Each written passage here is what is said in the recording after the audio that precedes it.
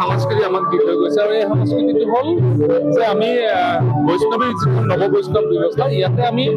ধৰ্ম অধৰ্মৰ মাজত আমি পাৰ্থক্য আৰু এয়া হ'ল শৰতৰ পূৰ্ণিমাৰ সময়ত অসমত প্ৰত্যেক অঞ্চলত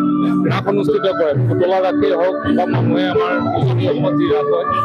এই পৰম্পৰাগত ৰাসত ভাগ লৈ মই সঁচাকৈ আনন্দিত হৈছোঁ দুটা কাৰণত প্ৰথম কথা হ'ল ইয়াত প্ৰজন্মৰ পিছত প্ৰজন্মই এই ৰাসত ভাগ লৈ অসমীয়া সংস্কৃতিক ভাল টনকিয়াল কৰে আৰু দ্বিতীয় কথাটো হ'ল যে ৰাসৰ যোগেদি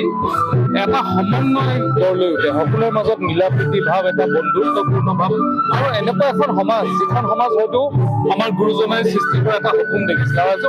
আজি 500 বছৰৰ পিছত যিটো হৈছে আৰু তাৰ কাৰণে মই ইয়াতে যিহেতু এই অঞ্চলটো এটা সাংস্কৃতিক অঞ্চল এইটো মই এটা সহযোগে কৰিছোঁ ইয়াতে প্ৰায় আজি 50 বছৰ ধৰি এনেধৰণৰ কৃষ্টি সংস্কৃতিৰ বিকাশৰ ক্ষেত্ৰত সকলোৱে